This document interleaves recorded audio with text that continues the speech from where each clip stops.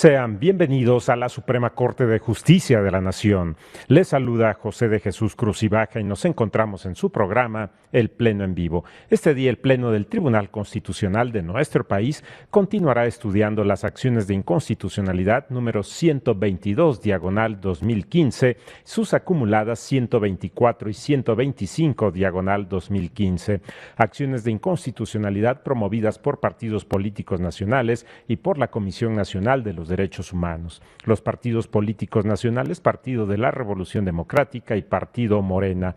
Un tema importante en términos constitucionales y legales. Constitucionalmente, en el aspecto procesal, se enmarca principalmente en lo que establece el artículo 105, fracción segunda, de la Constitución Política de los Estados Unidos Mexicanos. En el ámbito legal, importante la ley reglamentaria del artículo 105, fracciones primera y segunda, de la Constitución Política Federal y también la Ley Orgánica del Poder Judicial de la Federación. En el ámbito constitucional sustancial, importante el referente de los artículos primero, sexto, 14, 16 y 22 de la Constitución Política Federal. En el ámbito de convencionalidad, importante la Convención Americana sobre Derechos Humanos, específicamente el artículo 14, que se constituye en el eje de estudio de este asunto, acción de inconstitucionalidad número 122, diagonal 2015, y sus acumuladas 124 y 125, diagonal 2015. Un tema importante en el contexto fundamentalmente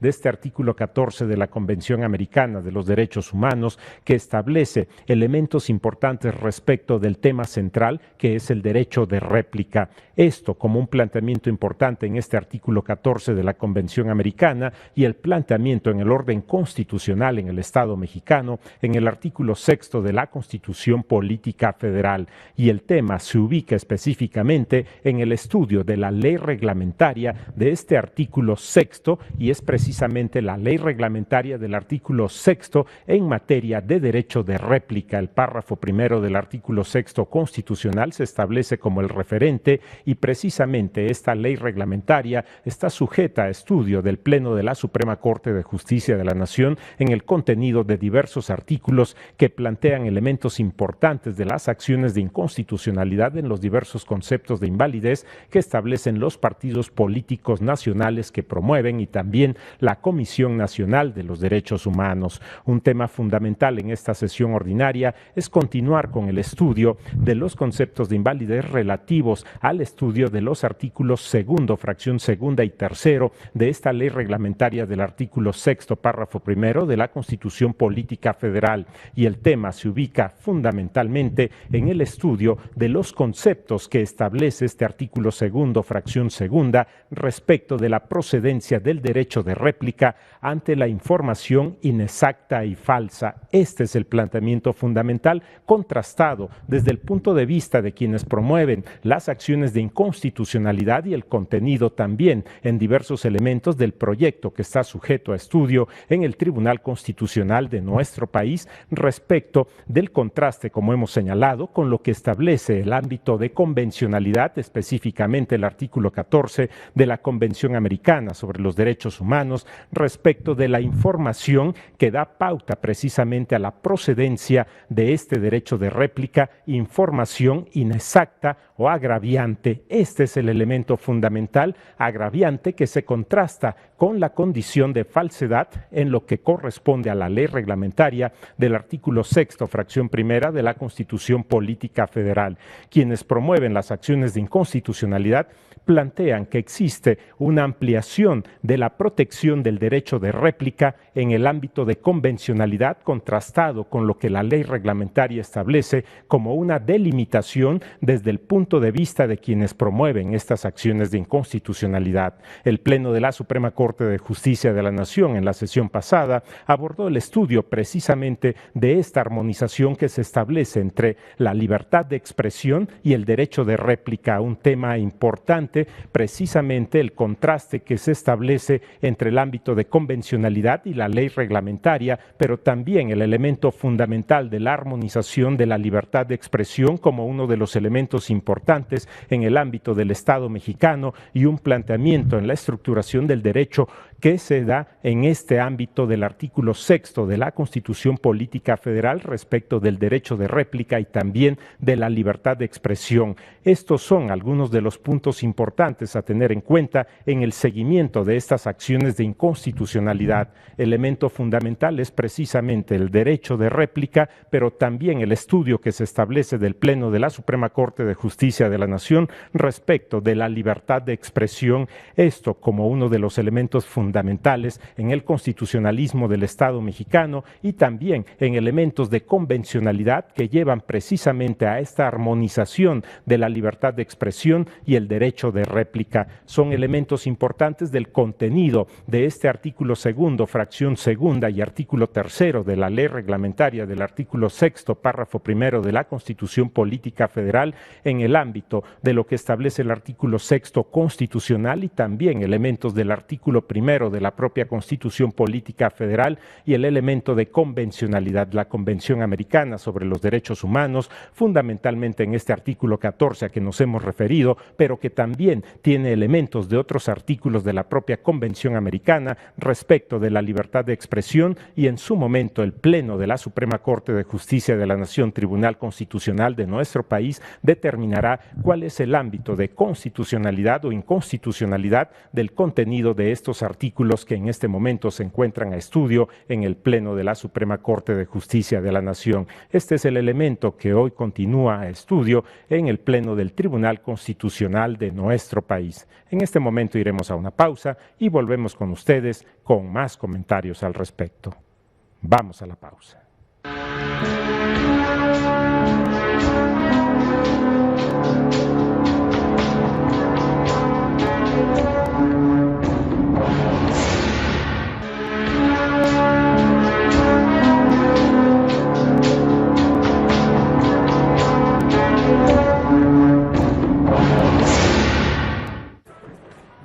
Se encuentra todo dispuesto para que dé inicio la sesión ordinaria del Tribunal Constitucional de nuestro país. En este momento, damos paso.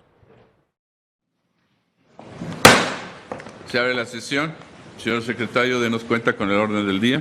Sí, señor ministro presidente. Se someten a su consideración los proyectos de actas de las sesiones públicas solemne número 7 y ordinaria 106, celebradas el martes 8 de noviembre del año en curso. Señoras ministras, señores ministros, a su consideración el acta. No hay observaciones. En votación económica se aprueban. Queda aprobada. Continuamos, por favor. Sí, señor. Se somete a su consideración el proyecto relativo a las acciones de inconstitucionalidad 122/2015 y sus acumuladas 124 y 125, ambas 2015, promovidas por los partidos políticos de la Revolución Democrática y Morena, así como por la Comisión Nacional de los Derechos Humanos, bajo la ponencia del señor ministro Pérez Dayán y conforme a los puntos resolutivos a los que se dio lectura en sesión anterior. Gracias, señor secretario. Continuando con el análisis de este proyecto del señor ministro Pérez Dayán, voy a darle la palabra al señor ministro Pardo, que me la había pedido desde la sesión anterior. Por favor, señor ministro. Muchas gracias, señor presidente, señoras y señores ministros. Debo iniciar manifestando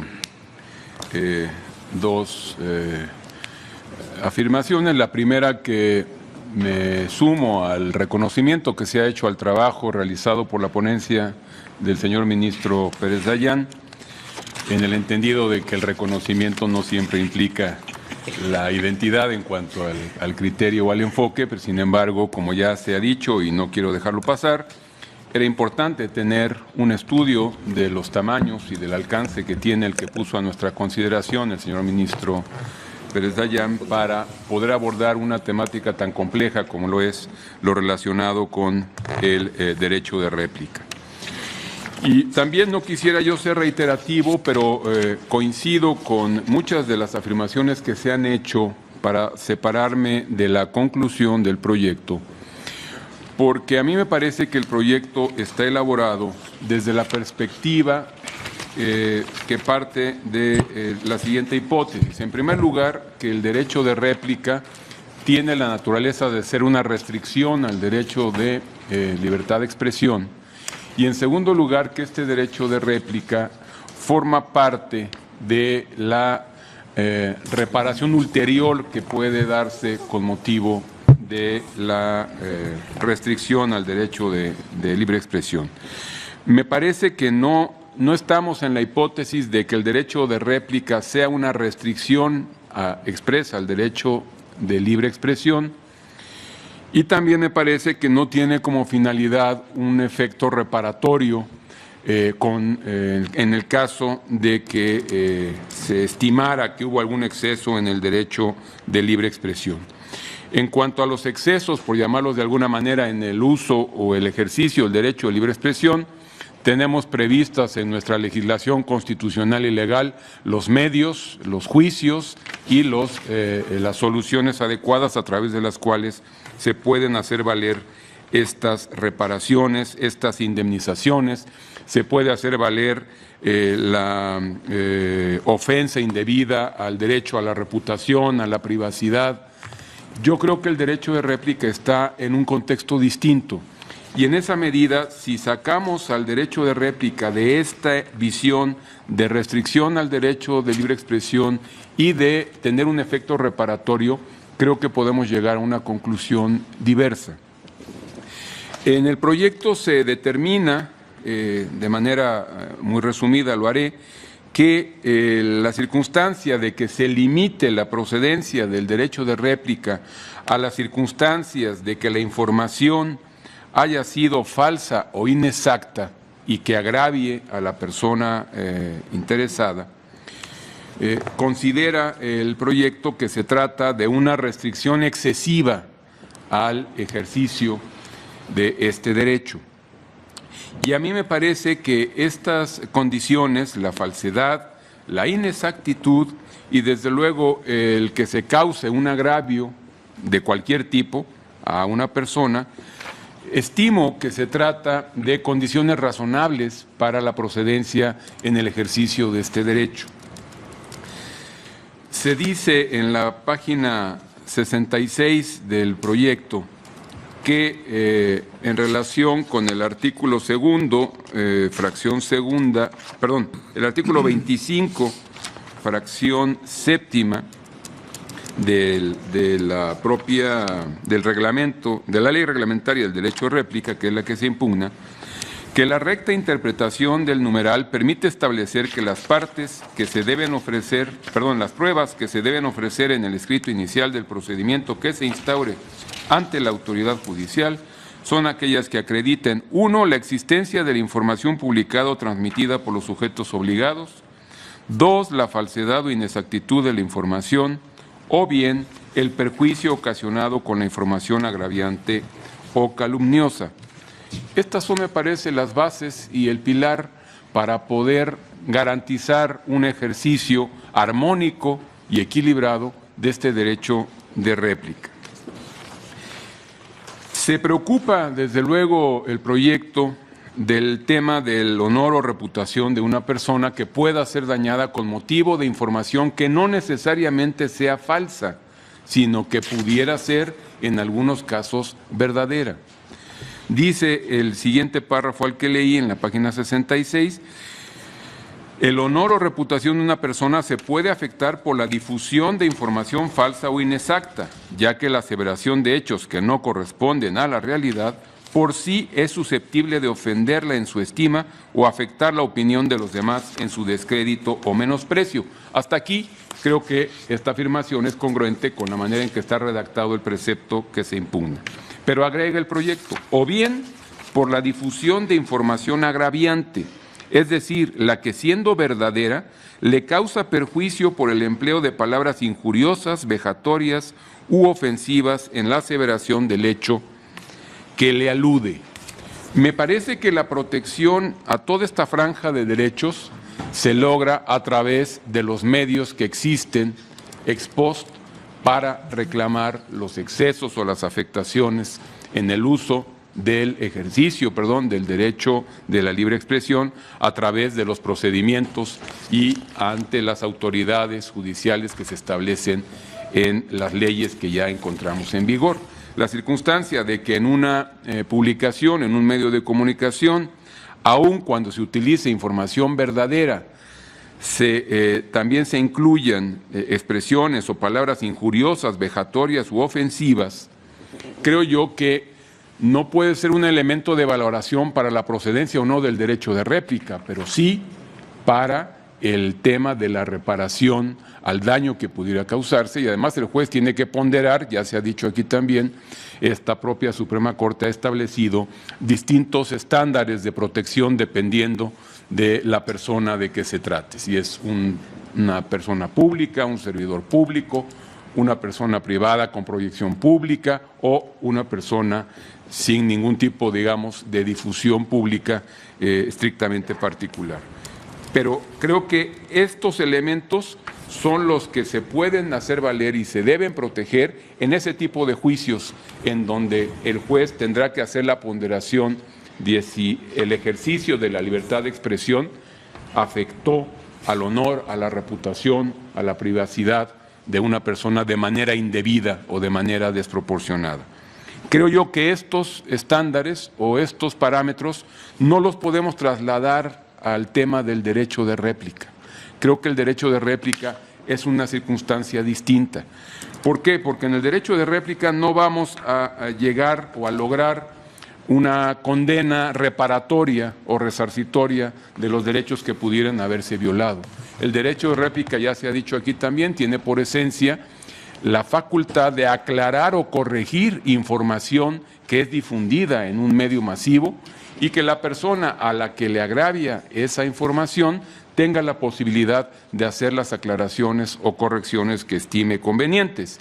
Claro, el componente específico del derecho de réplica es que esa aclaración o esa corrección tiene que ser difundida en el mismo lugar y de la misma manera como se hizo la difusión de la información originalmente difundida, perdonando la redundancia.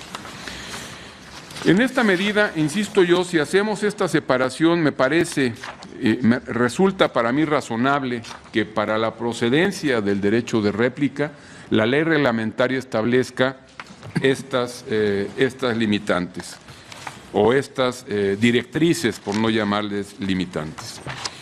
Y me parece también que es muy válida la preocupación que se contiene en el proyecto respecto de si solamente aceptamos que procede el derecho de réplica ante un medio de comunicación cuando la información sea falsa o inexacta y cause algún agravio, ¿dónde queda la posibilidad de replicar en caso de que se utilice información cierta? Y esta preocupación es correcta, me parece atendible, pero creo yo que la expresión inexactitud abarca una gran cantidad de hipótesis que no podríamos definirlas en este momento, pero hablando de información verdadera incompleta, yo la consideraría inexacta. Información verdadera sacada del contexto en el que se ha generado, también desde mi punto de vista pudiera encuadrar en el concepto de inexactitud. Información verdadera con un sesgo, una orientación, una tendencia con ánimo de dañar o de desprestigiar, también creo yo que pudiera entrar en este concepto de inexactitud. Sé que esto es un tema que no debiéramos en este momento terminar su discusión o abordarlo de manera definitiva, pero a mí me parece que la inexactitud es la salida, digámoslo así, o el remedio a la legítima preocupación que presenta el proyecto respecto del uso de información verdadera o de información cierta, porque pareciera que lo falso o lo inexacto deja fuera a la información verdadera. Y yo creo que la información verdadera, insisto, cuando es incompleta, cuando es sacada de contexto, cuando es formulada de manera tal que tiene una tendencia perjudicial para alguna persona en lo individual, puede entrar en el parámetro de inexactitud que marca el propio artículo 2 en su fracción segunda de la ley que estamos analizando. Bajo estas premisas, yo considero entonces que no hay un problema de inconstitucionalidad, como lo establece el proyecto, por la circunstancia de que la ley reglamentaria del derecho de réplica limite el ejercicio o la procedencia del ejercicio de este derecho a que la información sea falsa o inexacta y además que cause un agravio. En este punto yo me separaría del proyecto.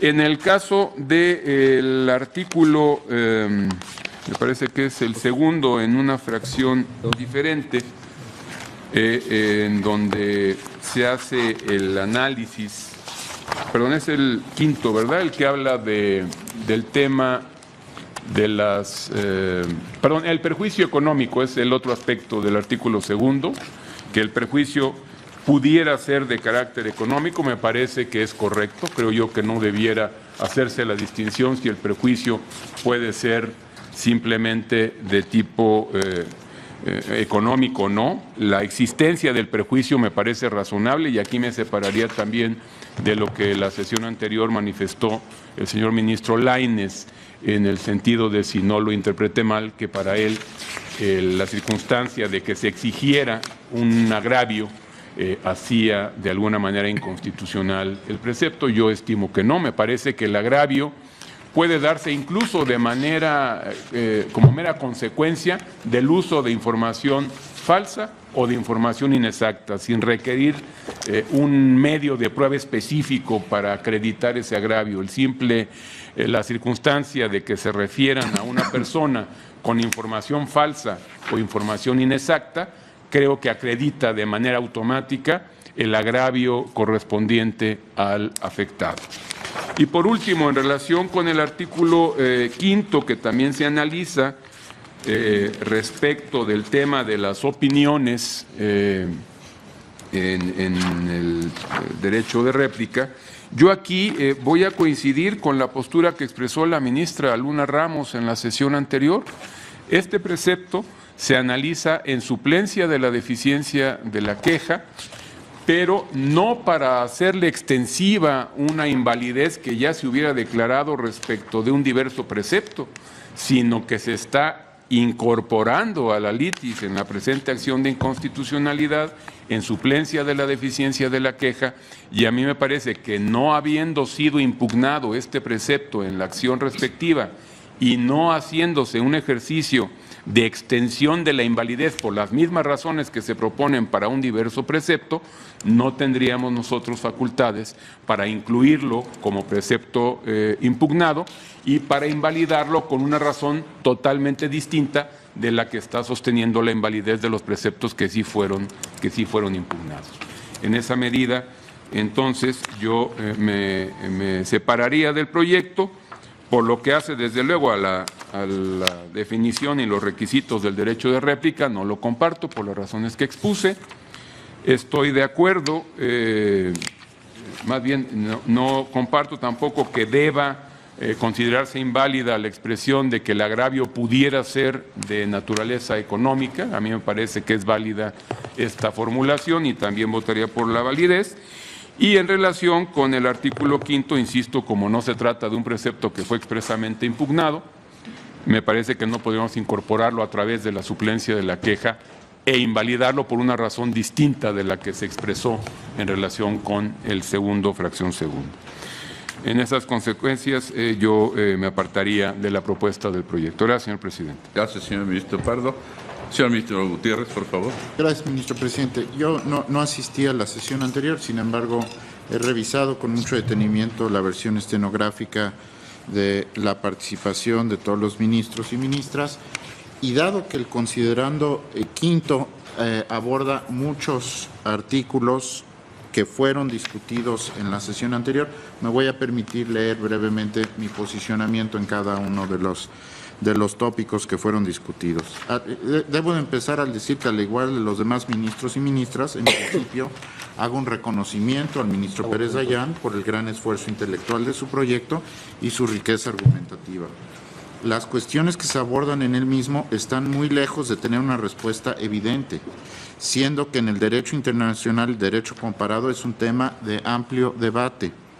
En países como Alemania se regula el derecho de réplica solo para referencias fácticas.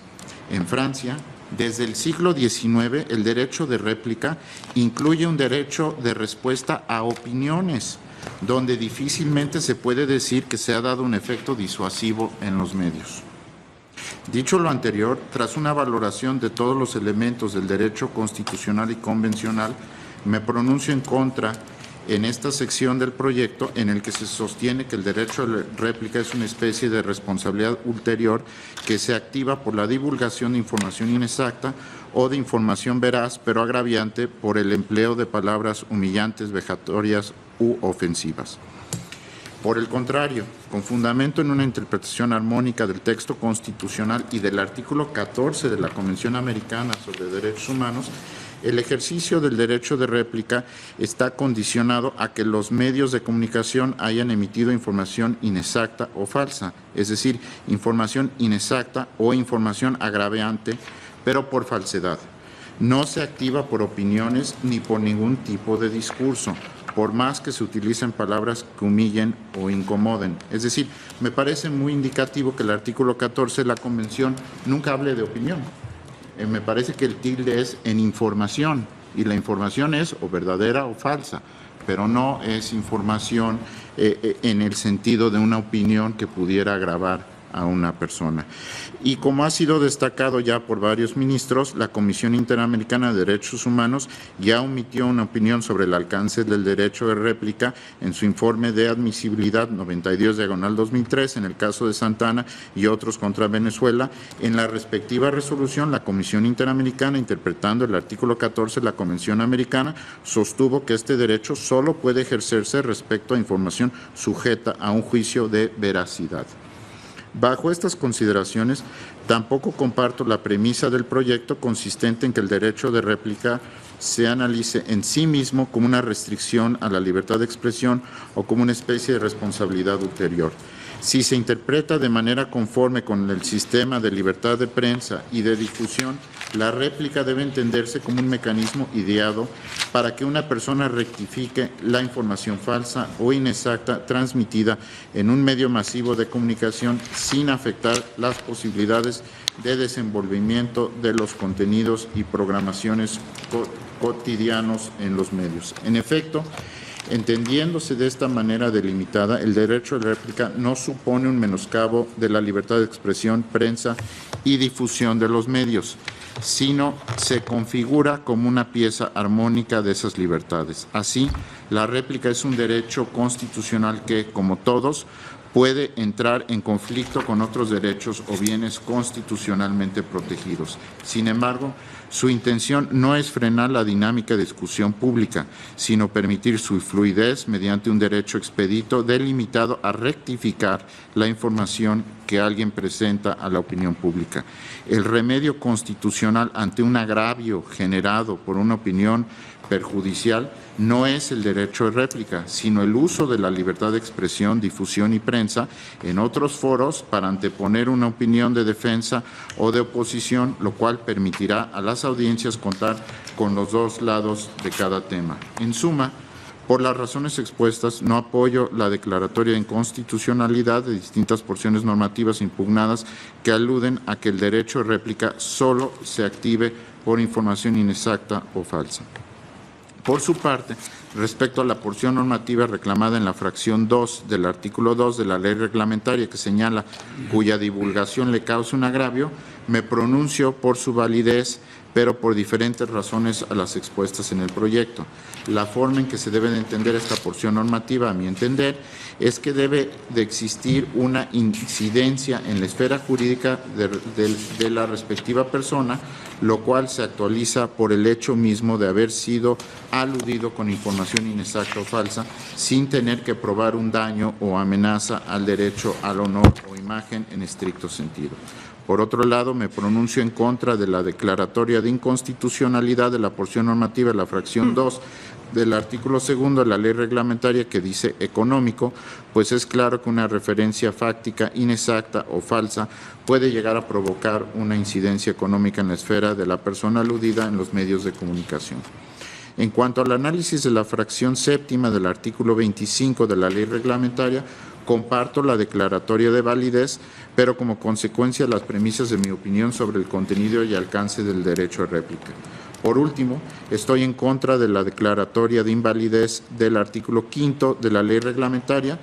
de mi valoración de las demandas de los partidos políticos, estimo que este precepto no fue efectivamente impugnado y, por ende, no es posible de incorporarlo a la litis al ser un asunto en materia electoral cuya competencia para suplir la deficiencia de la queja se encuentra limitada.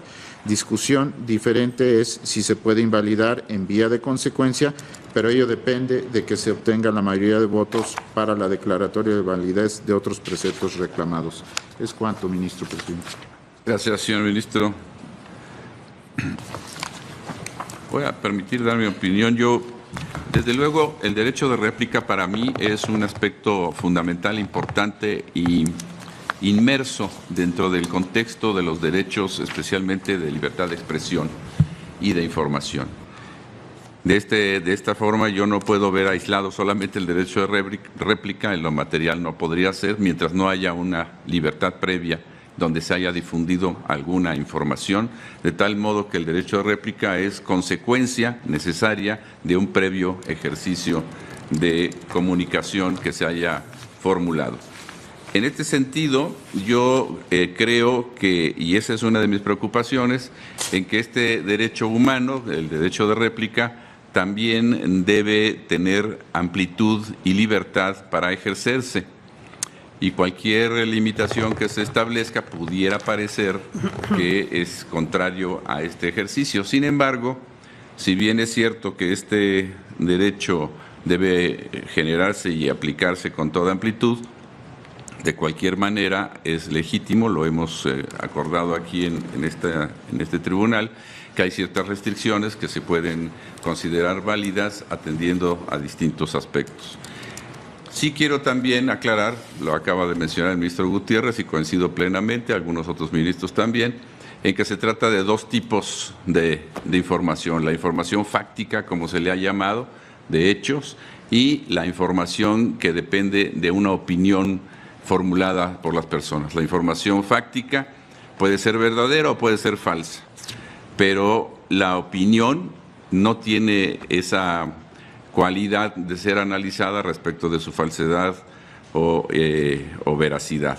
De tal modo que a mí me queda claro que la información a la que se refiere este precepto se refiere precisamente, así lo dice la réplica, respecto a la información inexacta o falsa, se le puede referir y se debe referir únicamente a la información fáctica respecto de hechos que se hayan difundido, y no así, yo lo excluyo totalmente, la cuestión de la opinión, que es una facultad de libertad de pensamiento, donde las personas pueden exponer sus ideas o sus opiniones al respecto. Para mí, en ese sentido, mi razonamiento solamente gira en torno de la información de hechos fácticos que pueden tener esa cualidad de veraz o de falso. Ahora, desde ese punto de vista, yo considero que la expresión a que se refiere el artículo respecto de información inexacta o falsa pudiera atemperarse quizá si consideramos que dentro del concepto de falsa está lo agraviante o lleva de alguna manera concomitante la posibilidad necesaria de que sea agraviante, porque si no lo fuera así, no habría nada que hacerle a una réplica. Pero tratándose de una libertad de expresión, no debemos limitarlo de tal manera que no pueda expresar también su libertad diciendo que lo que se señaló en esta información no es la correcta porque se considera en un aspecto inexacta, y dentro del concepto de falso podría entenderse que se trata de una cuestión que agravia. Porque si no, también correríamos el riesgo de que toda la información que se publique, aun cuando no tenga estas características de falsa ni de inexacta y por lo tanto no agraviante, pudiera ser motivo de un ejercicio indefinido de réplica. Por eso yo entiendo que la propuesta del señor ministro, entendiendo las lisa y llana solamente como inexacta y falsa, podría dejar de lado lo que el artículo 14, punto primero de la Convención Americana de Derechos Humanos se señala como agraviante. De tal manera que si entendiéramos que al referirse a información inexacta y falsa, estamos entendiendo también, o de alguna manera inevitable, como una información agraviante. En este sentido, yo podría estar de acuerdo porque esto, para mí, se ajustaría inclusive al parámetro convencional y, por lo tanto, reconocería yo ahí una limitación para el ejercicio del derecho de réplica. Si no fuera así, entonces yo podría coincidir con el ministro ponente de que la norma debería declararse invalidez su invalidez en esas porciones, pero si lo entendiéramos de esta otra manera, podría yo coincidir con ello en cuanto que esas precisiones o restricciones o limitaciones son justificadas y pudieran permanecer para poder condicionar o limitar o justificar más bien el derecho de réplica en la norma que estamos analizando. Por lo que se refiere a los otros agravios que se hacen valer en cuanto a los artículos que se refieren a un agravio económico, yo creo que en principio pensaba yo que esto era cuestión de una responsabilidad que se debe enfocar en otra vía, pero no necesariamente es para reparar el daño económico, sino para tomar en consideración que se puede causar un daño económico. No es esta la vía, y en eso coincido quienes lo han dicho así, para poder hacer una reparación o una indemnización por un daño económico, pero sí que se genere a través de un concepto de daño económico y, por lo tanto, reconocer en ese aspecto su validez. Y, por otro lado, en el aspecto final que se hace como suplencia de la queja, yo lo entendería así, como suplencia de la queja, pero no como extensión de invalidez, porque no se ajusta a la extensión de invalidez, porque no depende, no es causa-efecto de la invalidez previamente declarada, sino como motivo del análisis de una posible violación constitucional independiente de lo que se dictara en otros asuntos. La cuestión técnica sería introducir en esta suplencia de la queja un artículo que inicialmente no fue combatido, pero que por ser todo el sistema de réplica convendría o es conveniente que se pronuncie el tribunal por su validez. En este sentido y con estas variantes yo podría estar de acuerdo con el proyecto, pero si no, tendría yo que votar en contra, entendiendo que hay una restricción no exactamente adaptada a la cuestión convencional y, por lo tanto, pudiera quedar exceptuada y limitada indebidamente la libertad expresada a través del derecho de réplica. Gracias, señor ministro. Señor ministro ponente. Gracias, señor ministro presidente. Desde luego, como lo han expresado aquí, el tema implica grandes complejidades en la exposición inicial, mediante la cual presenté el proyecto, y antes de cualquier otra intervención expresé una serie de consideraciones muy particulares que me llevaron a la presentación de este proyecto. En ese momento aproveché la oportunidad para reconocer que las múltiples vertientes interpretativas que surgen en torno al derecho de réplica me hicieron reflexionar la posibilidad de traer aquí dos tipos de solución. La primera, que es la que tienen ustedes a su consideración, por ser el camino más largo, en el que, advirtiendo una diferencia sustantiva entre la norma convencional y la norma legal, la expresión agraviante me generaba la necesidad de hacer una reflexión en torno a ella y darle una eficacia real en la vida de las personas. Y esto me parece indudable. La Convención facilita el derecho de rectificación o respuesta frente a información inexacta o agraviante. No utiliza la expresión falsa. El texto legal que desarrolla el contenido de una parte del artículo 6º de la Constitución, no utiliza la palabra agraviante como condición para entregar la respuesta o el derecho a la respuesta, sino como consecuencia de la información inexacta o falsa. Diferencia que a mí me pareció fundamental que destacar en esta solución. Pero también dije que era poderosamente atractiva la posibilidad de que frente a la necesidad de abrir pautas para que el derecho de réplica pudiera cumplir con su función, la defensa del honor, de la dignidad o de los valores, pudiera quedar inmersa en la extensión que se le pueda dar a la expresión inexacta, que semánticamente es bastante más limitada, para alcanzar lo que aquí ya se ha expresado. Casos en donde a partir de información verdadera, su uso se descontextualiza o en su caso es insuficiente o incompleto, de suerte que estas variantes, que son las que a mí más me preocupan, pudieran incluirse.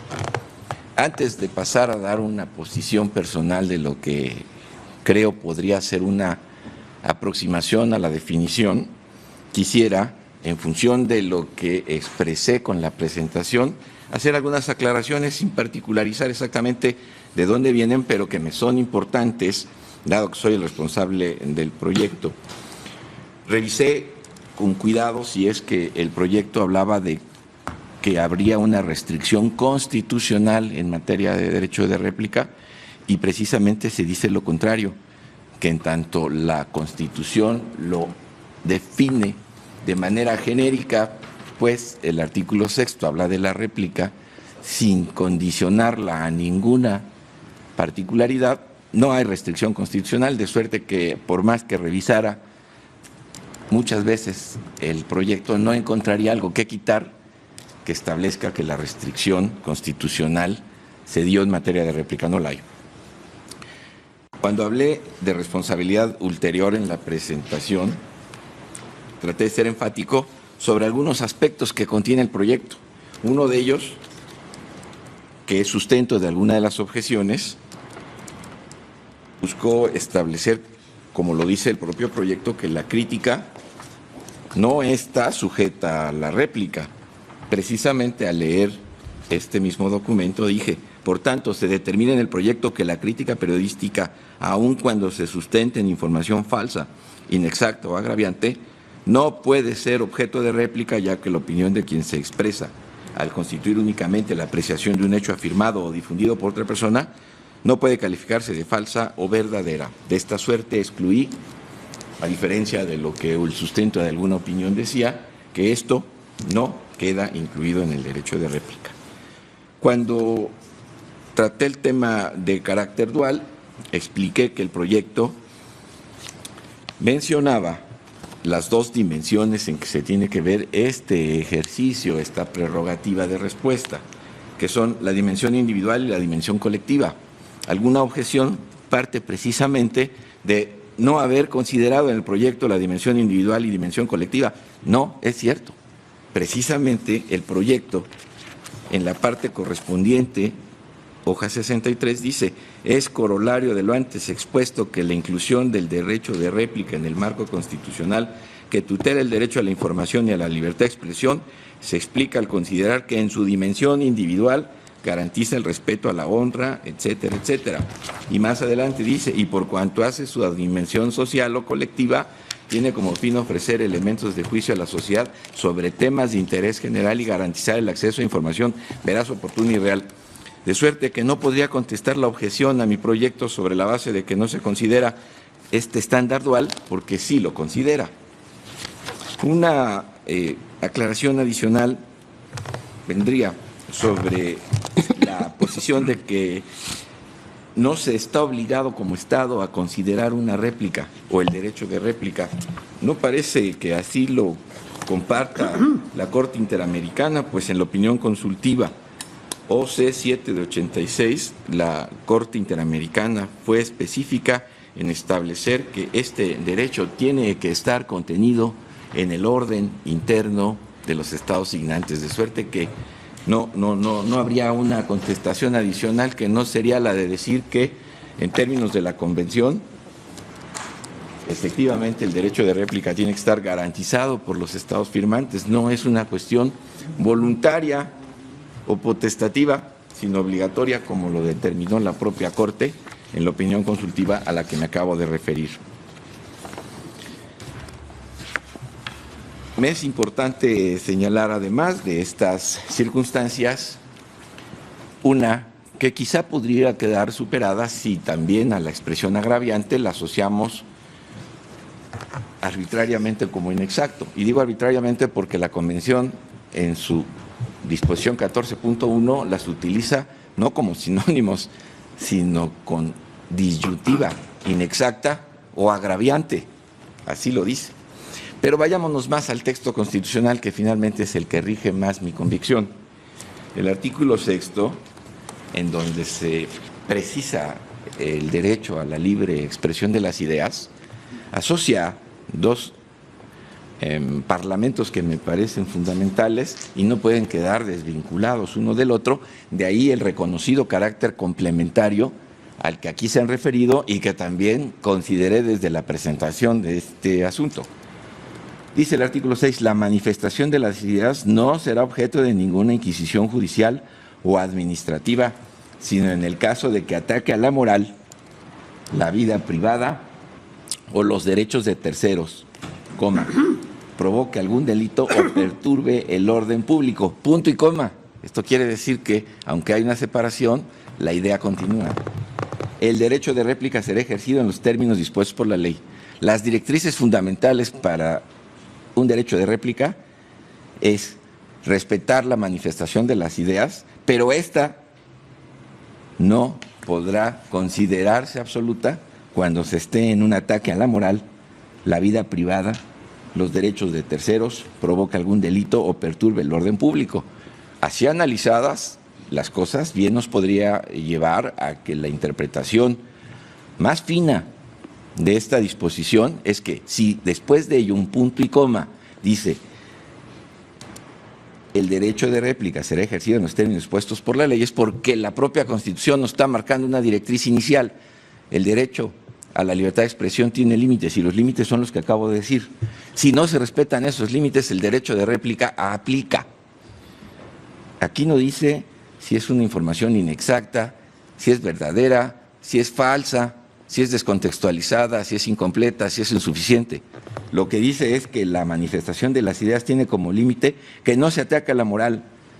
¿Se puede atacar a la moral con alguna verdad? Desde luego que sí, pero principalmente puede ser atacada la vida privada a través de la expresión de hechos ciertos. Pues sí, y para ello hay réplica. Por ello, el insistir en este proyecto a que limitar un derecho de réplica solo a los casos en donde la información sea inexacta o falsa, me parece que ya a partir de esta interpretación quedaría corta, porque la Constitución dijo, tú puedes libremente expresarte, pero tienes como límites estos, punto y coma, existe la réplica. Y la réplica se puede dar precisamente por cualquiera de estos límites que se haya excedido, mas no calificados por inexactitudes o verdades. Transito en que la mejor forma legal de entender este contexto sería, primero, antes que nada, que la información inexacta o falsa sería la primera prerrogativa para que yo tenga frente a mí el derecho de réplica. Qué bueno que lo dice la ley. Pero el ataque a la vida privada puede también darse por la expresión de una información cierta. De ahí que la Constitución, punto y coma, dijo, la réplica. ¿Por qué razón hay punto y coma inmediatamente después la réplica? La leo para que se comprenda a cabalidad. La manifestación de las ideas no será objeto de ninguna inquisición judicial o administrativa, sino en el caso de que ataque a la moral, la vida privada o los derechos de terceros, provoque algún delito o perturbe el orden público, punto y coma. El derecho de réplica será ejercido en los términos dispuestos por la ley. Mi derecho de réplica surge precisamente cuando la Constitución estableció límites y estos se excedieron. pero yo también transito y convivo con la posibilidad de que dentro de mis preocupaciones la palabra inexacta pueda llevar a hacernos entender desde la óptica de esta Suprema Corte como directriz hacia los casos que en futuro se presenten, que por inexacto podemos entender lo que aquí ya muy bien ha sido expresado. Inexacto equivale a incompleto, insuficiente o descontextualizado. E incluso el ministro Pardo agregó una hipótesis más, sesgado, lo cual me daría la oportunidad de solicitar la réplica. Evidentemente, lo que aquí diga la Corte tampoco va a obligar a los particulares quienes, en ejercicio de su libertad de expresión, haciendo uso de un medio de comunicación general, expresen respecto de otros, porque bien pudiera considerar no atendibles las razones que aquí se dan, así lo explique, así lo diga, soliciten réplica y no la conceda.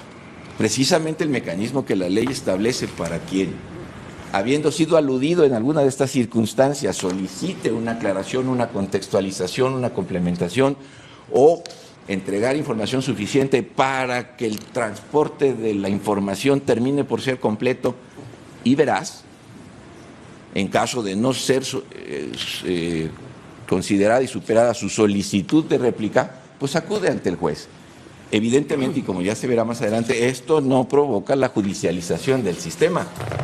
La propia ley ya establece con toda claridad que quien haya solicitado réplica y no haya sido satisfecha su pretensión o no haya sido siquiera contestada, acude ante un juez de distrito, solicita que se llame al interesado, este expondrá las razones por las que no publicó y el juez decidirá si se publica o no se publica lo que está solicitando. Pero no es porque la Corte o esta sentencia lo quiera decir, sino porque la ley ya lo establece. Y es como el legislador entendió que debía regular el derecho de réplica en todas sus dimensiones.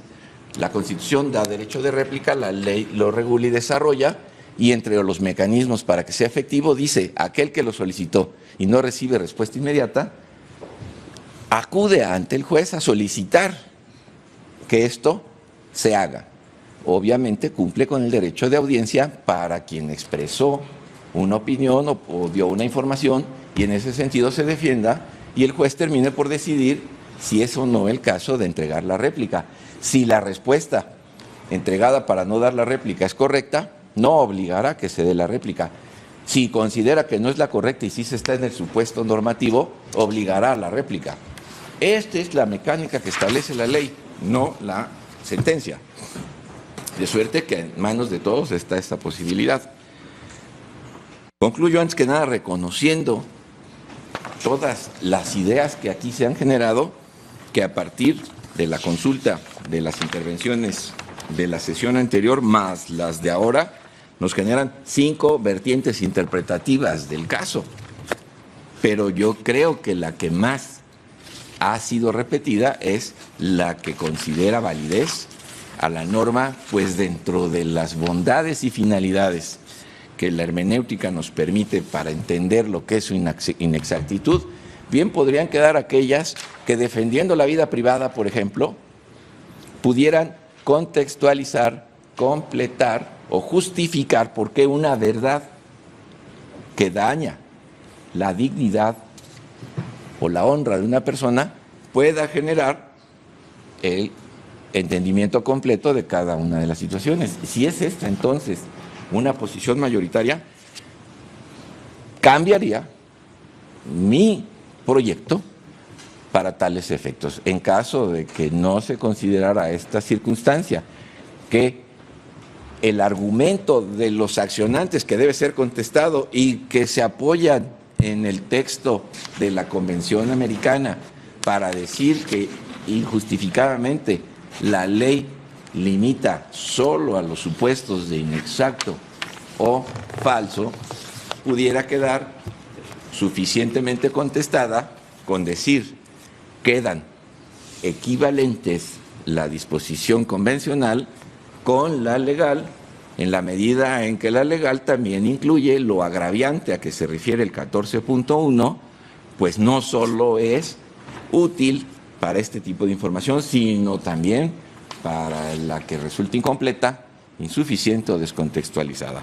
Bajo esa perspectiva, yo me sumaría a la mayoría, si es que esta existe, para efecto de considerar incluida esta hipótesis y con ello considerar que el derecho a réplica en realidad es completo, eficaz y cumple con las finalidades para las cuales su naturaleza lo establece.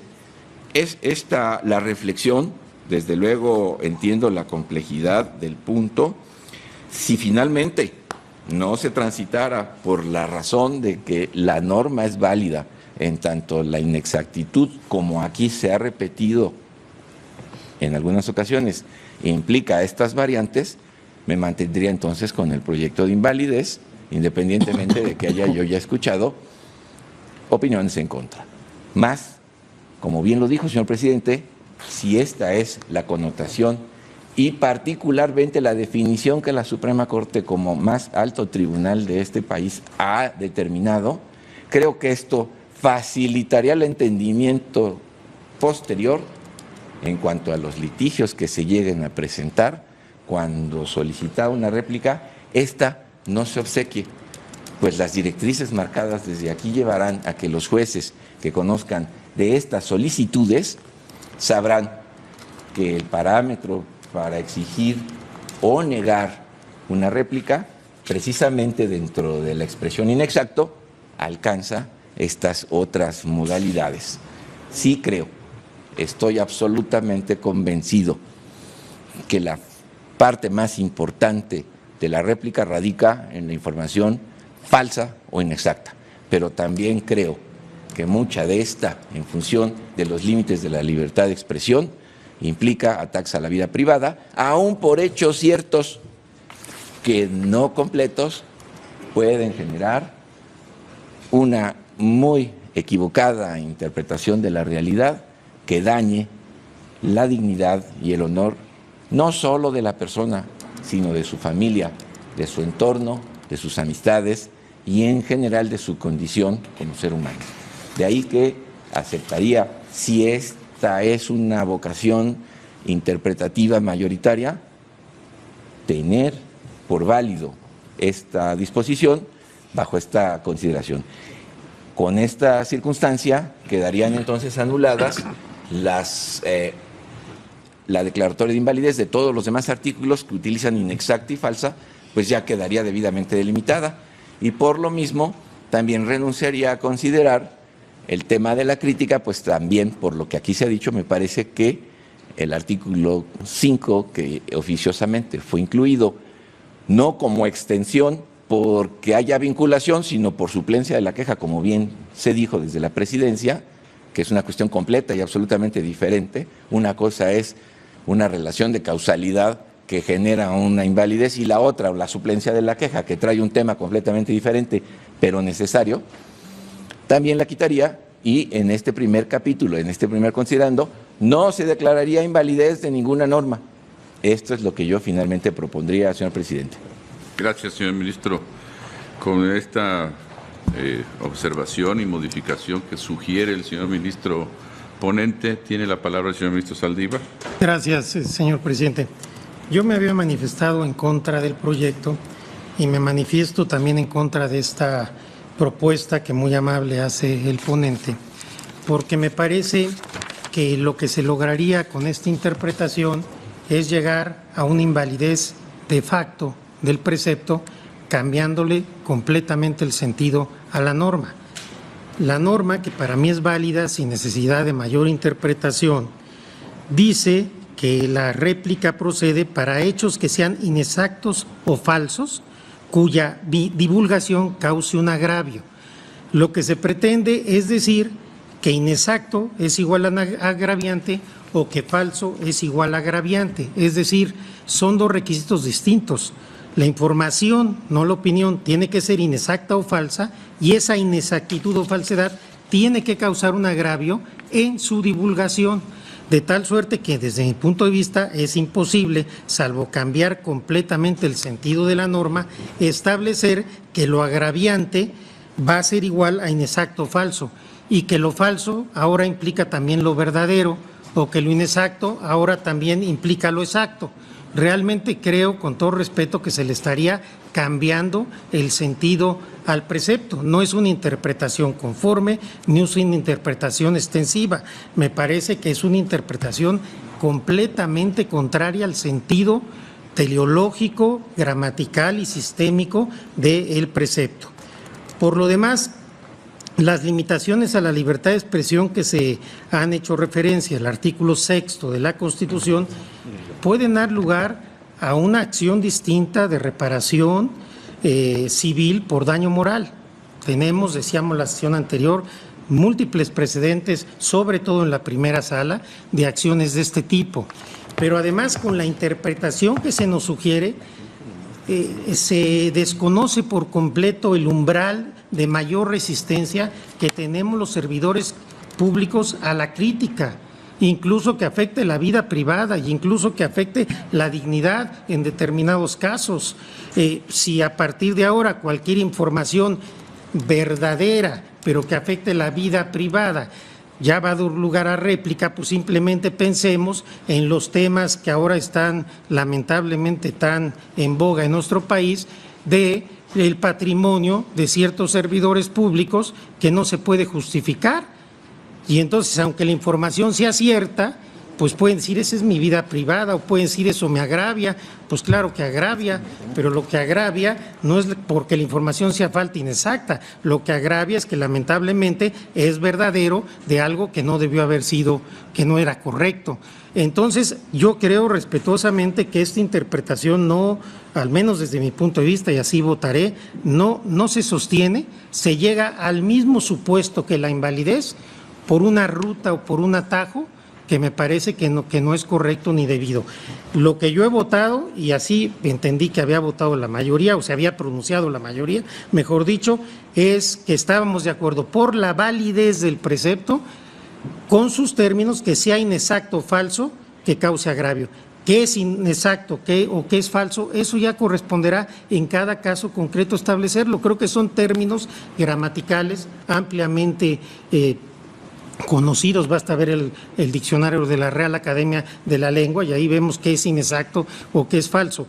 Cambiar esto para decir yo por inexacto entiendo sesgado, entiendo agraviante, o entiendo la vida privada, o entiendo la moral, pues realmente no podría yo suscribirlo y yo votaré en contra del proyecto, y si la propuesta al final que se propone es esta interpretación, votaré también en contra. Gracias, presidente. Gracias, señor ministro. Señor ministro Cosío. Gracias, señor presidente. Como lo ha hecho el señor ministro Saldívar, yo también quiero agradecer este esfuerzo que hizo el ministro Pérez Dayán para proporcionarnos una solución alternativa. Sin embargo, creo que además de lo que decía el ministro Saldívar, hay un problema previo. Creo que considerar que el derecho de réplica y la manifestación de las ideas o libertad de expresión son o están vinculadas por el solo hecho de que exista un punto y coma, me parece realmente muy complicado. Yo la manifestación de las ideas la puedo ejercer siempre, y lo único que se me puede ser restringida por las autoridades es a través de una inquisición judicial o administrativa, como dice la legislación o la Constitución, por moral, vida privada, ataques a terceros, provocación de delitos o perturbación del orden público.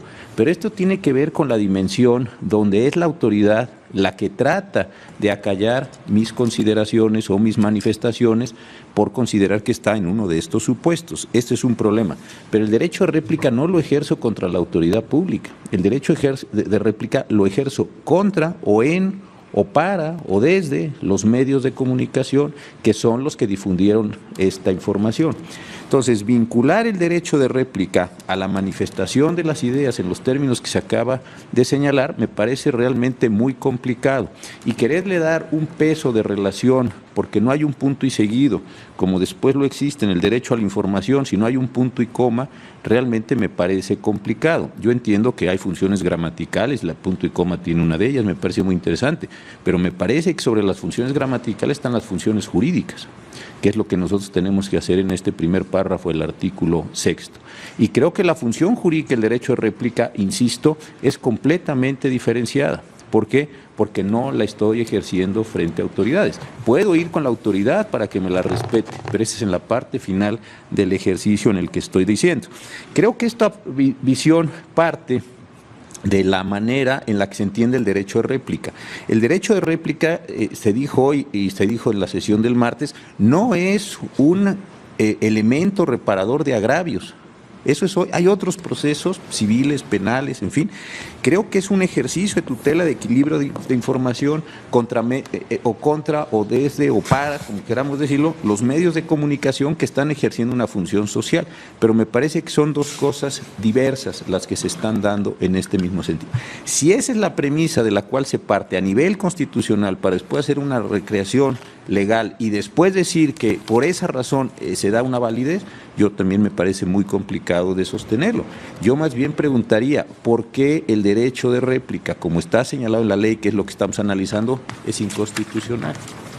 No porque satisfagan, simplemente es cuál es la razón de inconstitucionalidad. Entonces, introducir un conjunto de elementos para decir, es constitucional porque satisface, yo creo que no tiene esto, desde mi punto de vista, una posibilidad. Yo también me manifestaría en contra, no solo del proyecto como en la sesión anterior, sino de esta propuesta alternativa, porque creo que no hay necesidad de hacer toda esta construcción crítica para llegar a sostener que el derecho de réplica es una cuestión constitucionalmente distinta a la manifestación de las ideas, que pueden ser desvinculadas y que pueden entrar cada una de ellas en sus cosas. Que al final se puedan unir, sí, pero se unen en la parte de la judicialización, no en el ejercicio del derecho desde el inicio. Por eso también, agradeciendo mucho el esfuerzo que se nos ha planteado, estaría en contra del proyecto, oír la propuesta. Gracias, señor presidente. Gracias, señor ministro Cosío. Señor ministro Lainez. Gracias, ministro presidente. Yo también agradezco el esfuerzo del ministro ponente, pero yo también, una vez más, me voy a separar de esta nueva propuesta. No voy a repetir, yo coincido con lo que el ministro Cosío acaba de señalar respecto a la interpretación del primer párrafo del artículo 6 en cuanto a que estas limitaciones son oponibles frente a la autoridad. Pero yo diría que aun cuando no fuera así, estas limitaciones a la manifestación de las ideas, es decir, que no ataquen a la moral, la vida privada, derechos de terceros o provoquen algún delito, yo no coincido que por el hecho de que esté separado solo por un punto y coma, el derecho de réplica sea la manera reparatoria de cualquier violación a la vida íntima o cualquier violación a derechos de terceros. Porque ya hemos señalado en este pleno, porque ya hay jurisprudencia, sobre todo de la primera sala, donde hay toda una categoría de responsabilidades ulteriores, civiles, penales, que pueden hacerse cargo o deben hacerse cargo de estos excesos en la libertad de expresión. Pero además, porque si derivado de esta interpretación vamos a considerar que en la palabra falso, sobre todo en la palabra inexacto, cae todo lo que está fuera de contexto, incluso lo verdadero, lo que es cierto, pero que agravia las malas expresiones, pues yo diría, entonces, perdón, el estándar de prueba, entonces sí tendríamos que dejarlo, porque entonces sí tendría que acreditarse ese agravio, claro, insisto yo, frente al medio o de manera jurisdiccional, porque sí, lo que pretendo acreditar es la afectación a mi vida privada. Vía el derecho de réplica, pues entonces sí requiere un estándar probatorio mucho más alto del que exige la norma. Entonces, por eso ahí sí me parece congruente. Esta interpretación es congruente con los estándares probatorios de la ley, con los cuales yo me he manifestado en contra. Por lo demás, y brevemente, y si bien entendí después de las intervenciones del ministro Alfredo Gutiérrez y el ministro Pardo, yo brevemente, yo insistiría en el estándar probatorio que veremos más adelante, nada más recordarles que en el artículo tercero, la definición dice, toda persona podrá ejercer el derecho de réplica respecto a la información inexacta o falsa que emita cualquier sujeto previsto en esta ley y que cause un agravio. Después en el artículo 19, que está precisamente las hipótesis en las cuales el sujeto obligado, es decir, el medio de comunicación, puede negarse a publicar lo que le están solicitando. Fracción 3 dice: cuando no se limite a la aclaración de los datos o información que alude a las personas que sea inexacta o falsa y cuya difusión le ocasiona un agravio. Finalmente, en el medio de prueba, en los medios de prueba, en el artículo 25 y ante órgano jurisdiccional, está entre las pruebas que deben de presentar los sujetos que solicitan la rectificación, las que demuestren el perjuicio que dicha información le hubiera ocasionado. El día de ayer la ministra Luna y correctamente nos dice, hay una O, no tenemos que entender la copulativa. Si el Pleno está de acuerdo en que se puede con estos 3 artículos hacer una interpretación conforme, entiendo que sería también la idea del ministro Pardo, en lo que yo coincido a 100% de que cuando el sujeto solicita la réplica es porque ya se siente agraviado, pero no tiene por qué probarlo. Yo, con vistas de facilitar el voto, yo estaría de acuerdo. A mí, lo insisto, la exigencia de probar en qué te agravió nulifica el derecho de réplica. Gracias, presidente. Gracias, señor ministro Gutiérrez. ¿Me pide una aclaración el señor ministro Pérez Dayán? ¿Alguna cuestión? Sí, hay todavía 3 ministros más que han pedido el uso de la palabra. Al final, señor ministro. Muchas gracias, señor presidente. Vamos entonces a un breve receso y regresamos en un momento.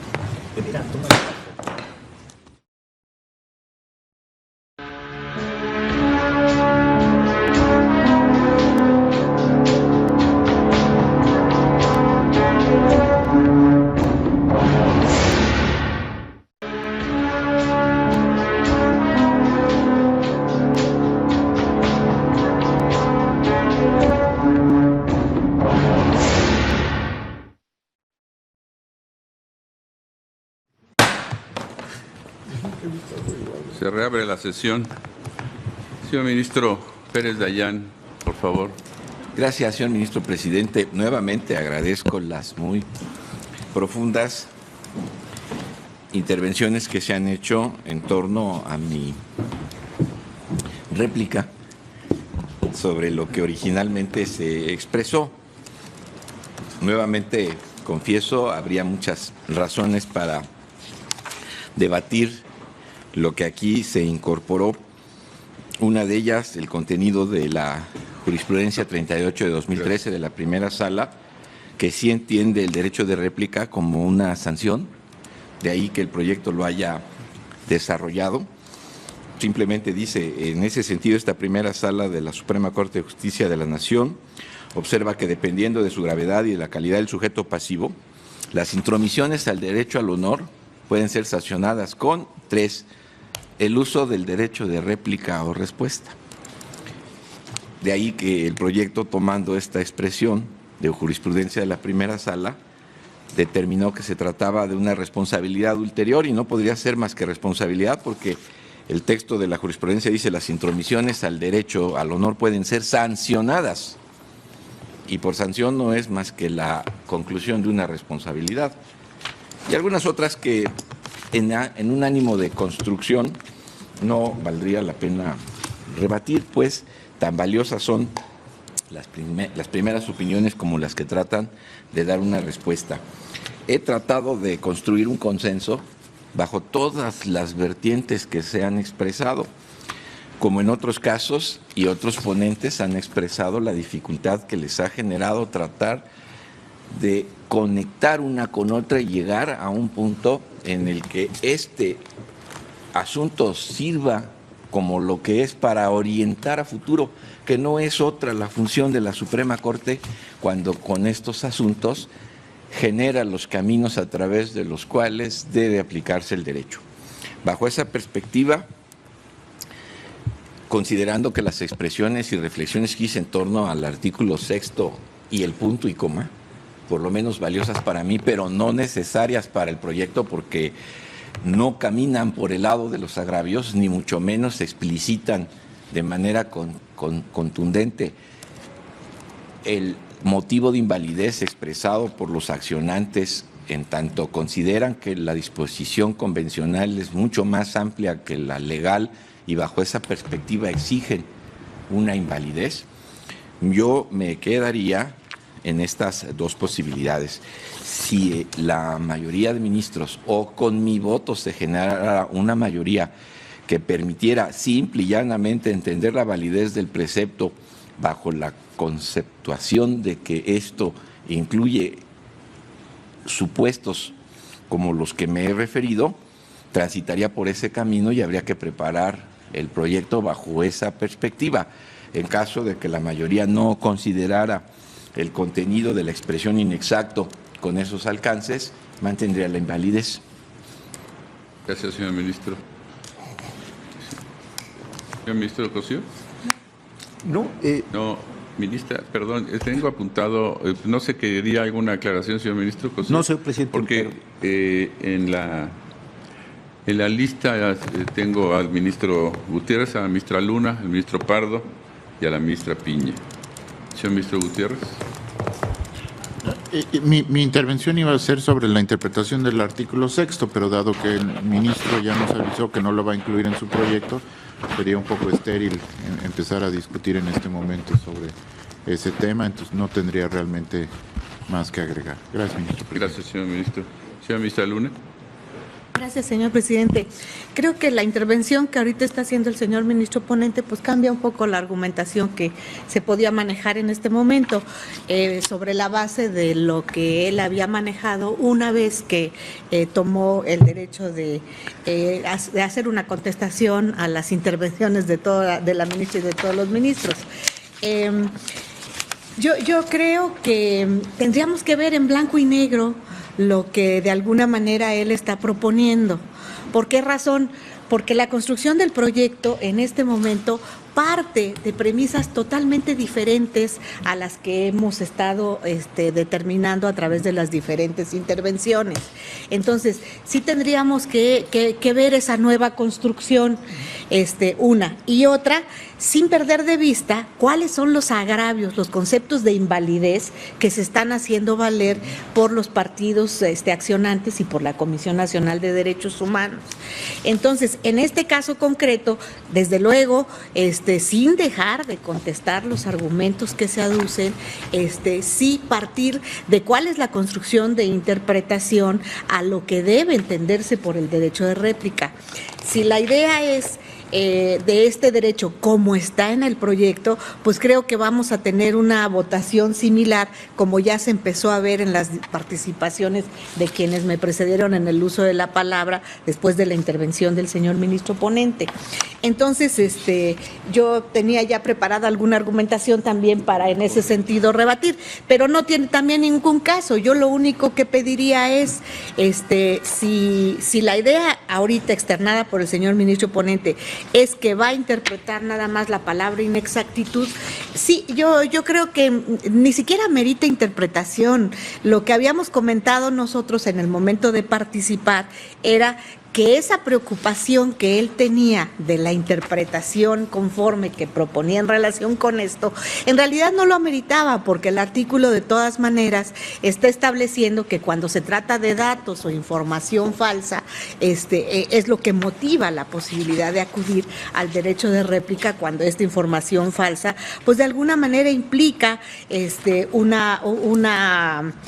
agravio al honor, a la vida privada, a todo esto. Entonces, si el artículo lo está estableciendo de esta manera, nosotros lo que decíamos es la preocupación del señor ministro ponente de que aun cuando sea información fidedigna, pero en los diferentes supuestos que manejaron, no completa, una información sacada de contexto, entonces en esos casos pues está dentro del vocablo inexacto y que no ameritaba una interpretación conforme, porque al final de cuentas pues basta con entender el verdadero sentido de la palabra para decir el artículo es constitucional, porque cuando hablamos de inexactitud, pues estamos comprendiendo también todos estos supuestos y no hace falta una interpretación conforme.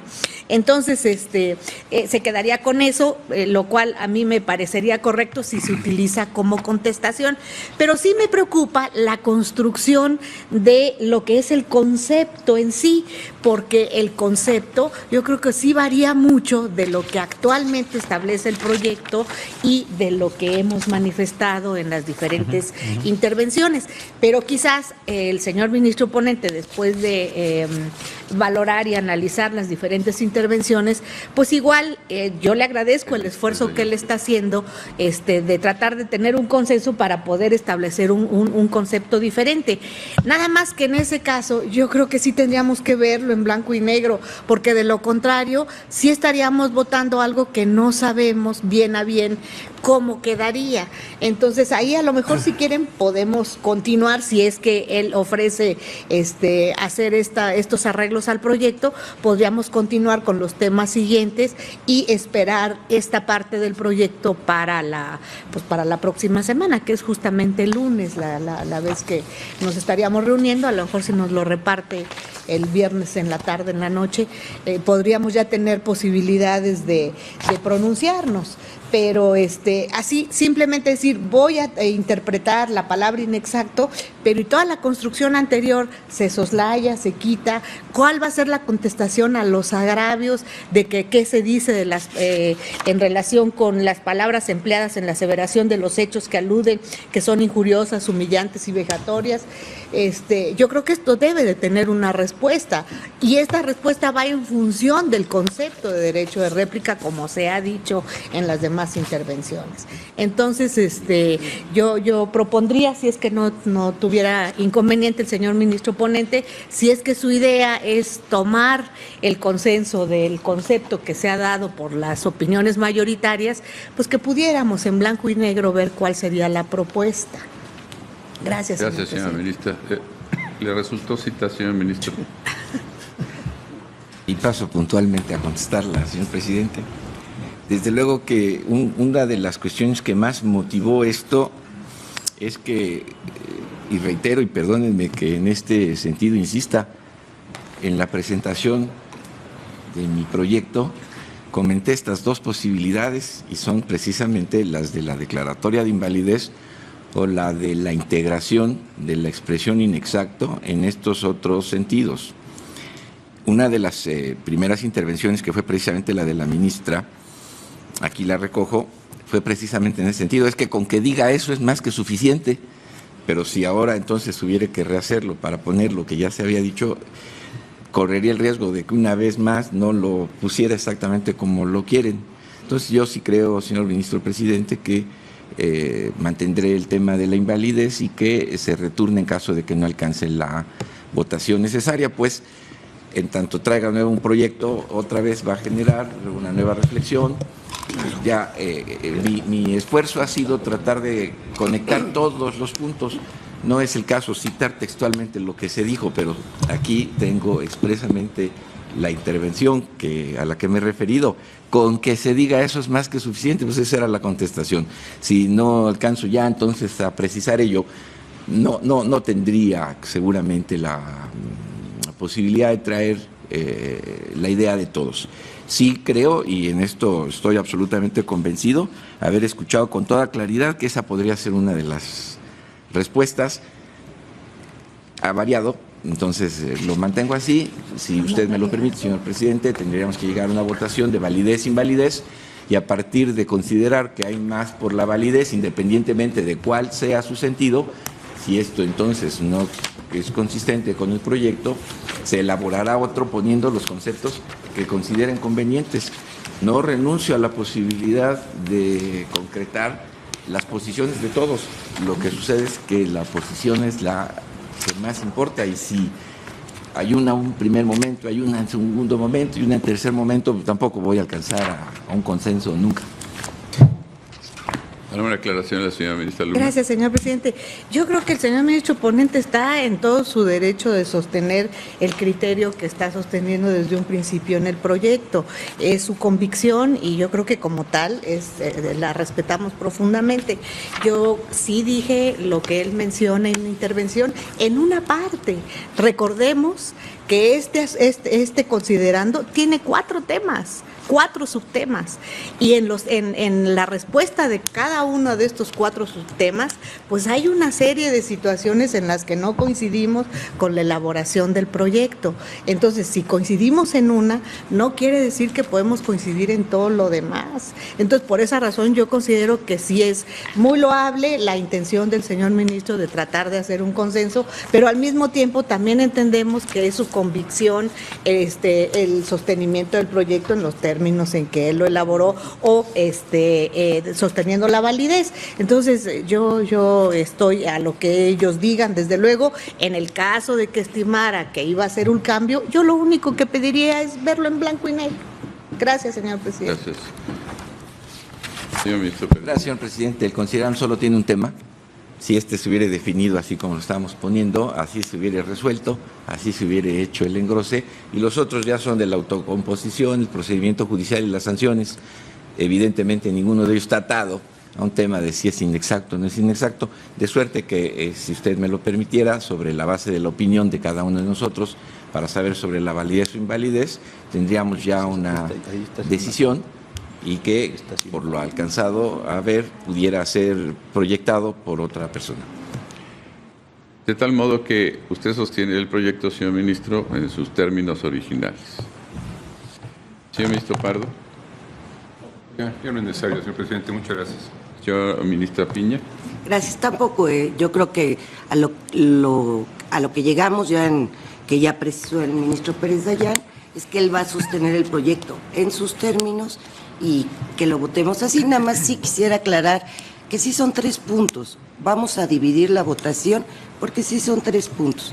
Lo de inexacto o falso, lo del perjuicio, la agraviante de la cuestión económico, son varios artículos, pero lo que hemos visto hasta ahora es lo de inexacto o falso, lo de económico y lo del artículo 5 de la crítica periodística, que ahí sí se pronunciaron específicamente los ministros Gutiérrez Ortiz Mena, la ministra Luna y el ministro Pardo, y que los demás hemos estado hablando. Pero sí tendríamos que dividir la votación, pero en el entendido de que se sostiene el proyecto en sus términos. Gracias, señor ministro. Señor ministro Pérez Dayán. En cuanto acepté la posibilidad de que mediante la interpretación se hiciera el cambio, renuncié al tema económico y renuncié a la suplencia de la queja. Si confirman ustedes en la versión taquigráfica, dije se reduce a 1 y ese 1 es el que se resolvería así. Y lo hice precisamente porque los demás surgen en suplencia de la queja. Pero yo solo pretendería se hablara de la validez o la invalidez y ya sobre esa votación la consecuencia. Señor ministro, sí, es que yo, perdón, parece sutil esto, pero yo no creo que tengamos que votar aquí por la validez o la invalidez. Estoy en la página 41 del proyecto, donde dice que en sus respectivas demandas los partidos impugnan los artículos 2, fracción segunda, 3, 17, 19, 21, 25, fracción séptima y 37. Yo creo que es en contra o a favor del proyecto. ¿Por qué? Porque, ¿qué vamos a hacer aquí si dijéramos una mayoría? ¿Es válido el precepto? ¿Con qué argumentos? ¿Qué es lo que la ministra Luna ha estado diciendo? Creo que es mucho más fácil, para efectos inclusive, y en su caso, de un desechamiento y un retorno en el procedimiento ordinario, que se dijera pues quiénes están a favor y quiénes están contra el proyecto. Creo que no se puede decir, yo creo que el precepto es válido a partir de qué argumentos o a partir de qué otros argumentos. Creo que nos simplificaría muchísimo las cosas. Desde luego, si este primer tema del considerando quinto no logra una votación y dado que el proyecto no se puede desmembrar, están a acumular las acciones, pues el resto, el que viene de la autocomposición por parte de la CNDH, etcétera, pues tendría que hacerse como una unidad en un proyecto. Yo creo que es esta la votación. Yo al menos votaré en contra del proyecto, no por la validez o invalidez de un precepto en lo concreto. Gracias, señor presidente. Ministro Pardo. Yo estoy en la misma postura que el ministro Cosío, pero me parece que ahí podría darse otro escenario, que es, como la propuesta del proyecto es la invalidez de estos preceptos y requiere de una votación calificada, pudiera darse el caso de que en este tema se desestimara la acción y pudiéramos seguir discutiendo el proyecto como está presentado, porque al no alcanzarse la votación calificada para aprobar la invalidez que se propone, en fin, lo planteo porque pudiera darse esa hipótesis también. Sí, desde luego se pueden dar cualquiera de las dos hipótesis, pero si no se está de acuerdo con esto y esto incide en los subtemas que están más adelante, porque tiene una relación inevitable unos con otros, si bien podríamos votar sobre la invalidez del primero de los temas, los demás se verían seriamente impactados por él. Podríamos votar el primer tema y yo le sugeriría que precisamente atendiendo a esta vinculación o relación, si este primer tema no es aprobado, entonces consideramos que el asunto debe returnarse para que se reformule y en su caso afecte también necesariamente a los subtemas subsiguientes. Pudiéramos estar algunos con algunos de los subtemas de acuerdo, algunos no, pero ya es una cuestión en la que ya se tendría que partir de una decisión preestablecida. Yo les sugiero entonces, por favor, que votemos el primer subtema de invalidez de esta norma que habla de las dos condiciones de inexacta y falsa.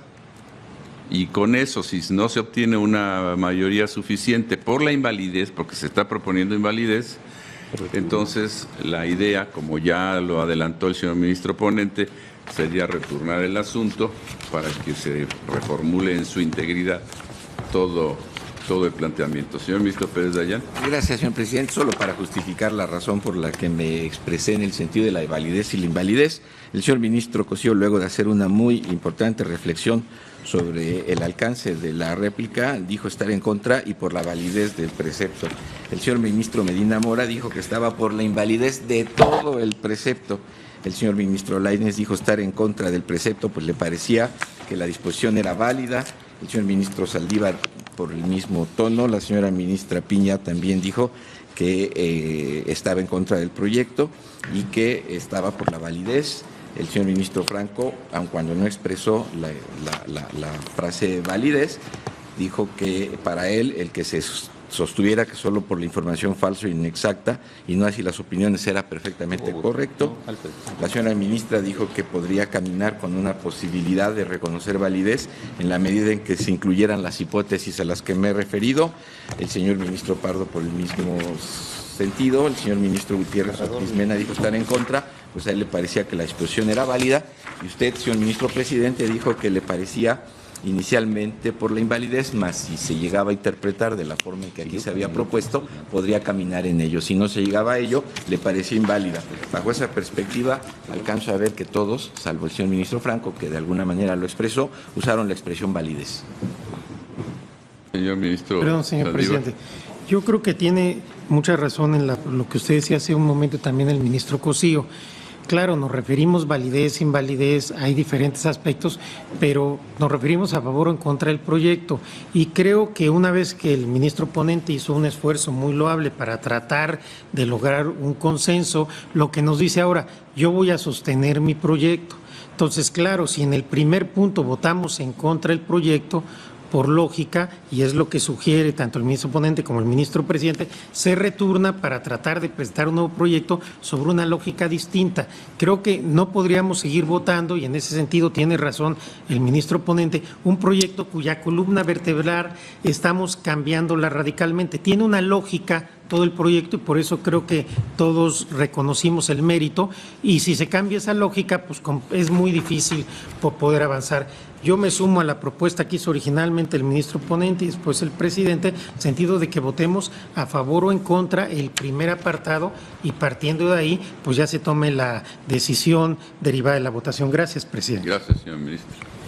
Pues votemos primero ese tema de las porciones normativas de inexacto y falso que se contienen en el artículo 3º, bueno, y en otros artículos, y si no alcanza la votación suficiente la propuesta de invalidez, consideremos entonces necesario o conveniente, por lo menos, que se retorne el asunto y se reformule bajo otros parámetros.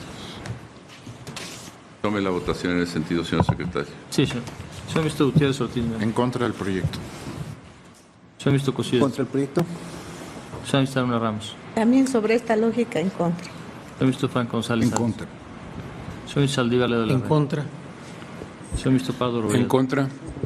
Señor ministro Piña Hernández. En contra. Señor ministro Medina Mora. Yo estoy en contra por la invalidez del texto completo de todos los preceptos que recogen estas expresiones, porque me parece que son subinclusivas y la regulación es inadecuada. Yo nomás le pediría, señor ministro, si el punto finalmente que propone el señor ministro, independientemente de las consideraciones, es de invalidez. ¿Estaría usted de acuerdo con la invalidez o Con la invalidez de todo el precepto. Por eso, no ¿estaría solo, usted de acuerdo con la invalidez? Sí.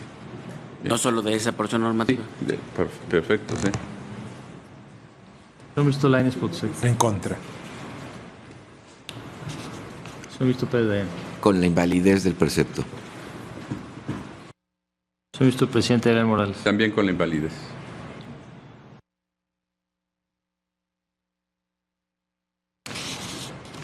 Señor ministro presidente, me permito informarle que existe una mayoría de 8 votos en contra de la propuesta de invalidez. Exacto. En ese sentido, con esta votación, consideremos entonces que el proyecto se rechaza con las explicaciones que ya se han hecho respecto de su integridad y de su continuidad argumentativa, y se desecha el proyecto en su integridad para que sea returnado a quien corresponda en el turno y se formule en su caso un nuevo proyecto a propuesta de este pleno. Queda entonces decidido en este sentido y voy a levantar la sesión para convocarlos a la próxima, que tendrá el lunes próximo. Pero primero tendremos una sesión solemne para continuar con el procedimiento de selección del consejero de la Judicatura Federal, que ya está en marcha, para después de ello continuar con una sesión pública ordinaria. Se levanta la sesión. Señor presidente.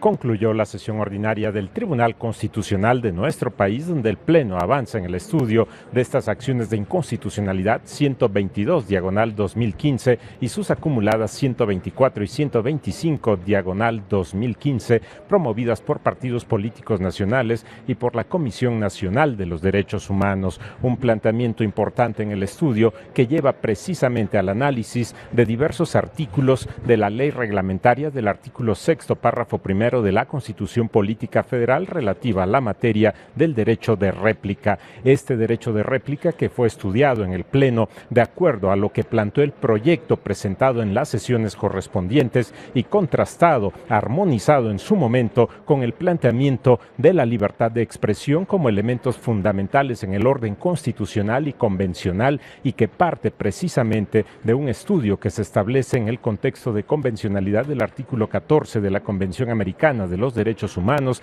y el artículo 6º en el ámbito de constitucionalidad, el artículo 6º de la Constitución Política de los Estados Unidos Mexicanos, y también el punto fundamental específico, el análisis de los artículos de esta ley reglamentaria del artículo 6º, párrafo primero, específicamente en lo que corresponde en esta sesión ordinaria del Tribunal Constitucional de nuestro país al apartado correspondiente al tema que se ubica en el análisis del artículo 2º, fracción segunda, y también el artículo 3º de esta ley reglamentaria. Aspectos importantes respecto de la consideración en el ámbito legal de la procedencia del derecho de réplica, esto vinculado a la información que en su momento se plantee en inexactitud y falsedad, y el contraste que se establecía en el proyecto respecto de lo que establece la convencionalidad de inexactitud y también los agravios correspondientes. Una situación de información agraviante como punto fundamental fundamental para la procedencia del derecho de réplica.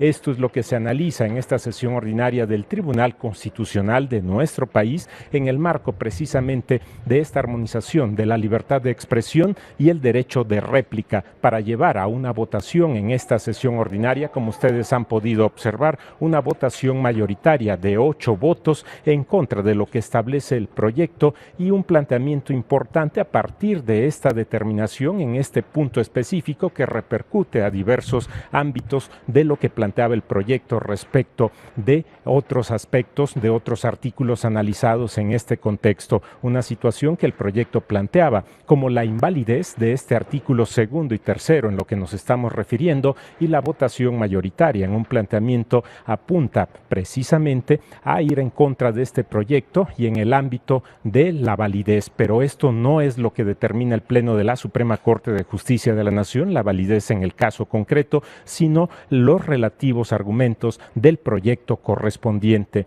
Esto que en su momento se desecha, y habrá un planteamiento para que se plantee otra situación en términos del debate que se ha establecido en el Pleno de la Suprema Corte de Justicia de la Nación. Aquí los elementos importantes precisamente en torno de lo que establece la ley reglamentaria del artículo 105, fracciones primera y segunda de la Constitución Política Federal, planteamientos importantes respecto de el procedimiento que lleva en esta ley reglamentaria a determinar las condiciones de validez o invalidez de los cuerpos normativos que se someten al planteamiento de estas acciones de inconstitucionalidad y en su momento determinar el ámbito de constitucionalidad correspondiente. En este momento el planteamiento ha sido sobre lo que determina el proyecto que se presentó a esta sesión ordinaria del Tribunal Constitucional de nuestro país, un asunto, un argumento que se ubica fundamentalmente en el ámbito de la procedencia del derecho de réplica, y esto en torno de la información inexacta y falsa como plantea la ley reglamentaria y el contraste que se estableció respecto de lo que establece la convencionalidad en el artículo 14 de la Convención Americana de los Derechos Humanos y fundamental el marco del artículo 6 de la Constitución Política Federal y la situación correspondiente a la preponderancia, la importancia de la libertad de expresión como elemento fundamental en el constitucionalismo. Estos son algunos de los elementos importantes en esta sesión ordinaria del Tribunal Constitucional de nuestro país. Agradecemos a todos ustedes la atención a su programa El Pleno en Vivo. Se despide José de Jesús Crucibaja, invitándoles para que en punto de las 9 de la noche puedan dar seguimiento a acceso directo en el espacio noticioso del canal judicial y agradeciendo su interés en este ámbito de interpretación constitucional en el Estado mexicano. Por su atención, gracias.